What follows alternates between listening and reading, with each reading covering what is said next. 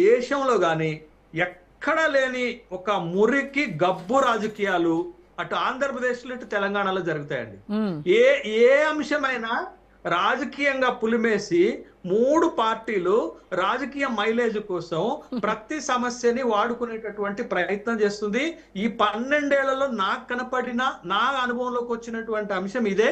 But ఇవాళ కూడా యువతకు సంబంధించిన పరీక్షలకు సంబంధించిన లీకేజీకి సంబంధించినటువంటి అంశాల్లో ముఖ్యమంత్రి, ప్రధాన ప్రతిపక్షము, కేంద్రంలో అధికారంలో ఉన్న పార్టీకి సంబంధించినటువంటి నాయకులు వీళ్ళందరూ ఒకళ్ళపైన ఒకళ్ళు విమర్శ చేసుకునేటటువంటి చూసాం తప్ప అసలు సమస్య మీద ఎవరు మాట్లాడి అడ్రస్ చేసి ప్రజలకు భరోసానో లేకపోతే విద్యార్థులకు నమ్మకం కలిగించేటటువంటి డైలాగ్స్ లేవు. ఇక 3 పార్టీల విషయానికి వస్తాను. ఒకటి, మీరు గ్లోబరీనా అనేటటువంటి సంస్థ గురించి మన చర్చలో చాలా కీలకంగా వచ్చింది. తెలంగాణకు సంబంధించినటువంటి ఒక ప్రధానమైనటువంటి అంశం. గ్లోబరీనా అనేటటువంటి సంస్థ ఇంటర్మీడియట్ మూల్యాంకనం కాంట్రాక్ట్ తీసుకున్నప్పుడు వాళ్ళు చేసినటువంటి తప్పిదం వల్ల 27 మంది విద్యార్థులు గత బీఆర్ఎస్ ప్రభుత్వంలో మరణించారు. ఇది వాస్తవం. తర్వాత గ్లోబరీనా సంస్థ బ్లాక్ లిస్ట్ లోకి వెళితే దీన్ని క్లోజ్ చేసేస్తే గ్లోబరీనా సంస్థ తన పేరు మార్చుకొని కోఎంట్ ఎడ్యూటెక్ అనేటటువంటి పేరు మార్చుకొని సిబిఎస్ఈ మూల్యాంకన కాంట్రాక్ట్ దక్కించుకున్నది. ఈ సిబిఎస్ఈ ఇవాల్యుయేషన్ లో మొన్న 12 లక్షల మంది విద్యార్థులు నష్టపోతే వేదాంత్, నిసర్గ్, సాదిక్ అనేటటువంటి విద్యార్థులు ఈ కుంభకోణాన్ని బయటపెట్టారు. ఈ గ్లోబరీనా పేరు మార్చుకున్నటువంటి కోఎంట్ సంస్థ ఎంత 12 లక్షల మంది సిబిఎస్ఈ విద్యార్థులకు ఎట్లా నష్టం చేసిందో చెప్పారు. మరి ఎవరు కాంట్రాక్ట్ ఇచ్చారు? అదే కదా వేదాంత్, నిసర్గ్, సాదిక్లు లేవనెత్తిన ప్రశ్న అదే. ఏంటి అనంటే ఒక బ్లాక్ లిస్ట్ లో పెట్టినటువంటి సంస్థకి మళ్ళా తీసుకొచ్చి ఇంత సిబిఎస్ఈ లాంటి ఒక ప్రతిష్టాత్మకమైన వాల్యుయేషన్, ఏం వాల్యుయేషన్ అది? ఆన్ స్క్రీన్ మార్కింగ్ వాల్యుయేషన్ అని ఇప్పుడు కొత్తగా వచ్చినటువంటి సిస్టమ్.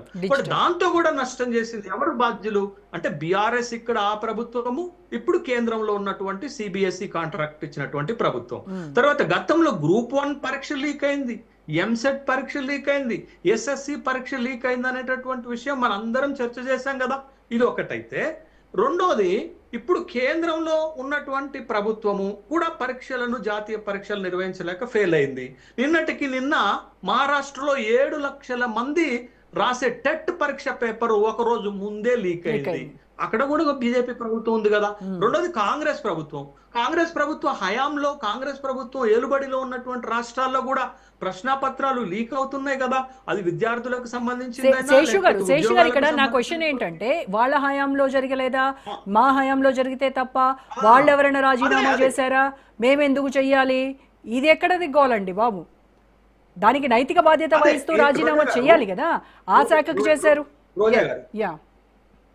రోజా గారు, ఇక్కడ ప్రశ్న ఏంటంటే, ఇప్పుడు ఒకళ్ళ పైన ఒకళ్ళు విమర్శ చేసుకుంటారు. ప్రశ్న ఎప్పుడు సమాధానం కాదు. ప్రశ్నకు ఏం కావాలా? జవాబుదారితనం కావాలా. ఒక చిన్న మాట చెప్పి నేను జవాబుదారితనం గురించి చెప్తాను. రోజా గారు అండ్ ప్యానల్ మిత్రులకు ఒక మాట చెప్తాను. నేను 1987లో ఎస్ఎస్సి పరీక్ష రాస్తున్నాను. ఎస్ఎస్సి పరీక్షలు మాకు ఒక 3 పరీక్షలు అయిపోయిన తర్వాత మ్యాథమెటిక్స్ పేపర్ ఏ లీక్ అయిపోయింది. లీక్ అయిపోతే అప్పుడు ఇక్కడ తెలుగుదేశం ప్రభుత్వం అధికారంలో ఉంది. 1987లో గాలి ముద్దు కృష్ణమనాయుడు విద్యాశాఖ మంత్రిగా ఉన్నారు. 8 రోజుల తర్వాత గాలి ముద్దు కృష్ణమనాయుడు తన పదవికి రాజీనామా చేశారు. నేను 10th పరీక్షలు రాసినప్పుడు జరిగిన సంఘటన. అయితే ఇప్పుడు కొద్దాం.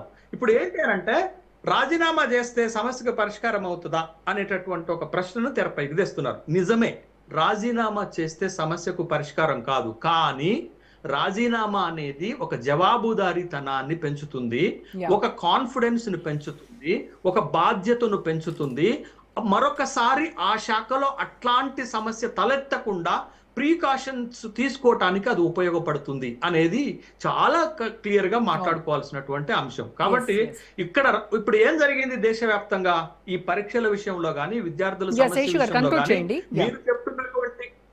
మీరు చెప్తున్నటువంటి ఫీజు రియంబర్స్మెంట్ విషయంలో కానీ, లేకపోతే ఉద్యోగాల భర్తీకి నోటిఫికేషన్ సంబంధించినటువంటి విషయంలో కానీ, ఇది విద్యార్థుల భవిష్యత్తు తర్వాత వాళ్ళ జీవితం అనేటటువంటి సమస్యగా కాకుండా ఇది ఒక రాజకీయ సమస్యగా మార్చటం తోటి దీనికి ఎప్పటికీ పరిష్కారం దొరకదు. దొరకదు. ఎప్పుడు ఇలా డ్రాగాన్ అవుతూనే ఉంటది, ఓ రాజకీయ అంశంగా మారుతుంది, రాజకీయ పార్టీలు విమర్శలు చేసుకుంటాయి, ఒకళ్ళపైన ఒకళ్ళు ఆరోపణ చేసుకుంటారు తప్ప సమస్యకు పరిష్కారం దొరకటానికి అవకాశం ఉండదు. ఎందుకంటే మనం ఆరోపణలతోటి విమర్శలతోటి కాలం వెళ్ళబుచ్చితే yeah where is the measures to solve the problems of students and unemployees and youth దొరకదు. కాబట్టి బట్ ప్రభుత్వాలు ఇప్పటికైనా ఈ తీరుగా కాకుండా సమస్యను సమస్యగా చూసేటటువంటి దృక్పథం గనక వస్తే Correct. కొంతమేర కన్నా ఆ సమస్యలు పరిష్కారం అయ్యేటటువంటి అవకాశం ఉంటుంది. Yes, perfectly said.